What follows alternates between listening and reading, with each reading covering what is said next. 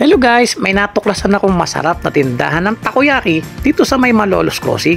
Dito siya sa terminal ng FX. Ang sikat na Trikiteya Takoyaki. Meron siyang solo takoyaki na 4 pieces, box of 12 takoyaki, at meron ding para sa barkada platter na 25 pieces. Meron silang iba-ibang flavor ng milk tea dito. At ang sarap din ng frappe nila dito guys. Subukan nyo din ang kanilang deep fried potato with takoyaki sauce, Japanese mayo, bonito at unori. Tama kaya bigkas ko? Pwede rin kayong umorder through online sa pamamagitan ng Food Panda. Talaga namang katakam-takam ito habang ginagawa at niluluto.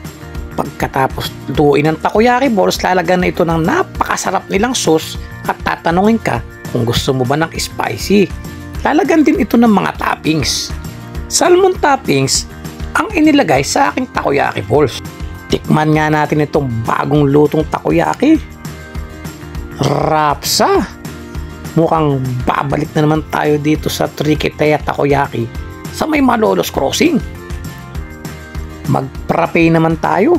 Tamang-tama ang frappe sa mainit na panahon. May katabi ding video okay machine etong Trikiteya Takoyaki. Kaya pwede kayong mag-sing along habang nagmimerienda dito guys. See you!